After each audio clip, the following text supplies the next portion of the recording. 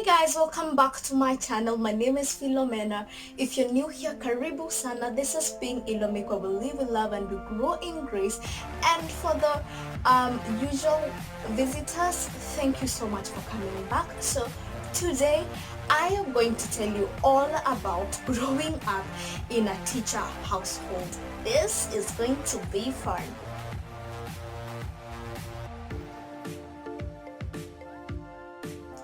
Now, before we proceed, I'd like to remind you to subscribe if you have not subscribed and turn on notifications so that you may get notified when I post these videos.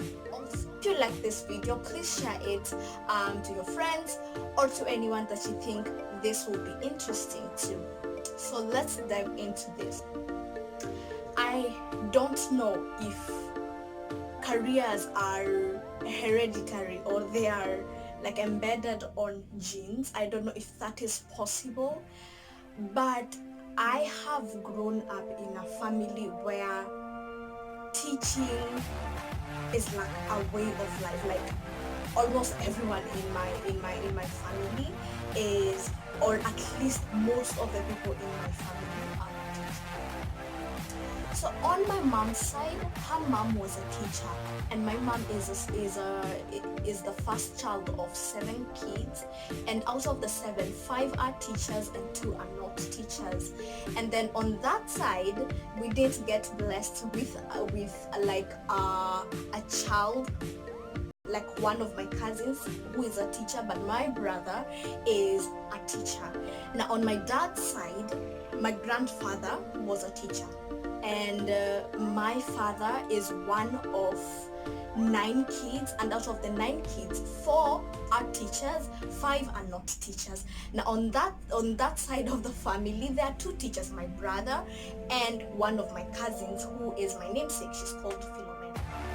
My dad was a teacher. I can't really remember if he was a trained teacher, but at some point he was a teacher, and just before he passed on, he changed careers and started an accounting firm. And it is funny, my brother became a teacher like my mom, and I took on the business side like my dad, and it's like I am my dad's daughter and he is my mom's son. The funny thing is that if someone is not a teacher, their spouse, and especially with our parents on my mom's side and my dad's side, their spouse is a teacher. Like I think there are like 3-4 people who are not teachers, or one family doesn't have a teacher. There are few. Let me see, like how many. I think on my dad's side it could be three families out of 9. So the rest of them have at least a teacher. And on my dad's side, on my mom's side, one out of 7. One out of 7 of the siblings, one out of the 7 families, there's not a teacher. So if you're not, now there's this thing that comes with teaching. The number one thing that comes with a household full of teachers is the discipline. And let me tell you, it does not help that both on my mom's side and on my dad's side, both sides, there are more girls than there are boys. And so there are more girls who are teachers than there are boys who are teachers, or men who are teachers. And let me tell you something else. It is worse. It is bad enough to have an African mother now, or an African auntie, or just an African female. It is even worse to have an African mom, auntie, or female who is a teacher when it comes to discipline. It is bad. It is bad, especially for the kid who is always in trouble, who is always doing crazy things that are not very likable to a teacher. Discipline is a big thing. I will tell you this funny story that my mom tells us, that when they were young, their mom was a primary school teacher. So when they woke up, her mom, my grandmother, will give them chores to do, and then she will prepare and go to school. She's the teacher on duty that week, and when she gets on school, the bell rings and her kids are late. When they come, because she gave them chores to do in the morning, when they come to school late, she punishes them. Who gave them the chores? The mother. Who left the kids at home when she came to school? The mother, and she knew it, but she will just punish them. And the other story that she used to tell us is she will send one of them, like let's say she sends my mom to her grandma, to my mom's grandma's place, like to my grandmother's mother, who is my great grandmother. I don't know if you get it. I hope that you get it. So my grandma will send my mom to her grandma's place during break time, and if she came back after the after break bell rang, she will punish my mom because she's late. Who sent her to grandma's place? It is her. But then she doesn't want to know. She's just a teacher, and rules have to be followed. If you're late to get into class after the bell rings, you get punishment like the rest of everyone else, even if I am the one who sent you away from school. Now that was very crazy. So discipline is a big part when you grow up in a teacher's household. You are taught to respect the rules just like everyone else, and even more because your parent is a teacher, and there are a lot of high expectations, and not just from your parents but from people who are just watching you from outside. I remember that if I did anything in school that was wrong, I would be punished more because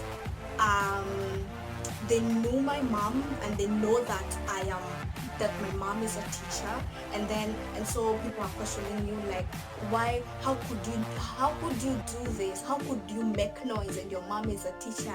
Oh, we're going to report you to your moms, you do what.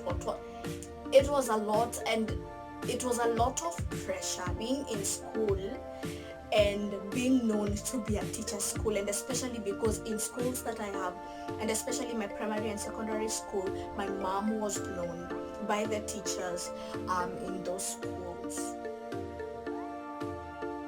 For me, I knew that I was supposed to respect every teacher, whether I felt that they were wrong or right. I would have to just respect them.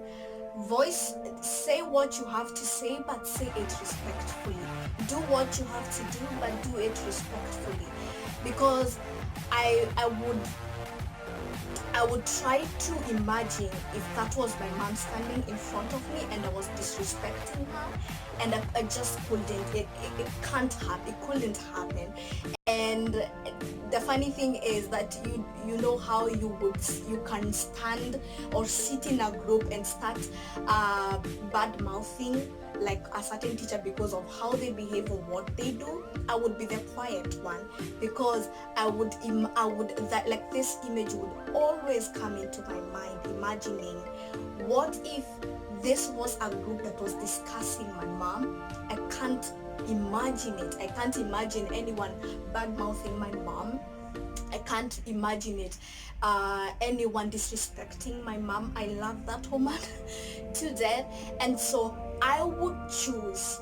And now is like later in life is when I came to understand why it was hard for me to either badmouth a teacher or say something ugly about a teacher, whether or not I understood or I didn't agree with what they were doing. I just couldn't. I will come and explain it to my mom or talk to someone else and express my frustrations that way, but never to badmouth. Because I grew up being understood and feeling understood because I think it's in their training, whether it's the psychology classes that they go to or whatever it is, or it is a unit that they learn about the different growth phases. I felt very understood by my own mother and by my aunties and uncles.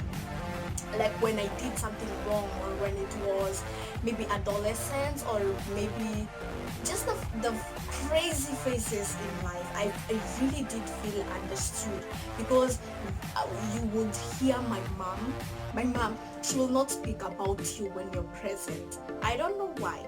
Maybe because she doesn't want you to start feeling yourself, but you will hear her speaking about a case of someone else, and they will try and reason out with someone else about why this person could be behaving in a certain way, or what are the things surrounding someone's environment of growth that could be making them behave in a certain way. Like, I don't know if you understand this, but if it was someone who was going through adolescence, and a parent come and reports to my mom, this person is acting out this way, this person is acting out this way, my mom would be there to tell them, well, during adolescence this could happen, or maybe something is happening to them. Go sit down with them, talk to them, let them explain to you why this is possible. And the other thing that I noticed as I grew up is, whereas I would see other parents or other my age mates would be scared to take their report cards home because maybe they have failed an examination. I was never scared to give my mom my report card whether I had failed, and especially when I had failed because I didn't prepare well for that examination. Because I will tell you, I have failed a lot, many examinations, and I bring that report card to my mom, and my mom will not tell me, oh, you're so stupid, or you are so lazy. She will never. Even when I expressly told her, mom, I really didn't prepare for this exam, my mom will tell me, well, so if you don't prepare, this is the kind of thing that could happen. So try and be better, just get better. I was never forced to be perfect. I grew up loving mathematics, and my mom is a mathematics teacher, and I never felt the pressure by my mom to get 100% in a test, or to get a certain marks, and my mom to tell me, why didn't you get this marks? I was always appreciated, and I so as well as my brother, always appreciated by my performance was always appreciated, and if it was not that good, I was always encouraged. And that has, like, you always felt encouraged to do better and become better, and to know that you're not perfect, but that you can work on yourself to be better and to do better. But the one thing that I did appreciate from watching my mom, my aunties and my uncles, and then later my brother and my cousin, is the kind of sense of purpose that they had, how they appreciated what they had chosen as their career, how they loved it. They will come home and they will tell you the things that made them happy about that day, and it is never the same. It is maybe the one teacher did this and it was very good, or my students did this and this, and like, you will see that they really, really love what they do. The funniest thing is when my brother was going to university to do teaching, I was not really sure about it, because I thought my brother was quiet. How can he be a teacher? Then he went to school. He was trained. He went for his first internship, and I saw the joy of him coming back home from school and him expressing the things that he's appreciative of for working as a teacher. I was like, well, He is truly a teacher, and from that on is when I started noticing similarities between him and my mom, and things that they relate together very well because they are teachers. The funny story about my cousin Philomena is that when she went to university, she wanted to do, I think, biochemistry. And so when she reported in university, 2 weeks later she calls my mom. She didn't even call her mother or her dad. She calls my mom and she's crying. And she's like, oh, auntie, I can't do this. I can't do that. I can't take this. I definitely chose the wrong career. My mom tells her, change the change the career. You don't have to force yourself to do this. And so she switched careers from biochemistry to teaching, and her life changed even before she reported to school. And funny thing is, it's like all of us could see that she was going to be a really amazing teacher. And so when she completed it and went to her first internship, she enjoyed it. She got her career. So it's amazing to see the kind of purpose that I see, which is what made me feel that I had to really make a really good choice about the career that I chose, because I have grown up seeing people who love what they do, and I didn't want to be the first one who is unhappy about what I do. I was willing, and I'm still willing, to do everything possible, to try on all the things possible until I find my happy place as I have grown up seeing, and hopefully I get there. But it's amazing that I have good examples and I see what happy about career looks like, so that when I find my own, I can have an idea if that is truly it. So that is my story about living in a teacher household. I would love to know, what kind of household did you grow up in, and what are the careers that seem to be hereditary in your family, or what is the career that seems to have swept most of your people in your families? Or are you in a family where people just do different things? I'd like to hear about that. So thank you so much for listening to me today. Thank you so much for listening to my story, and I hope that you enjoyed it. If you liked this video, don't forget to give it a thumbs up and share it with someone else. Subscribe, turn on notifications, and have a good rest of the day, and see you soon. Bye bye, darlings.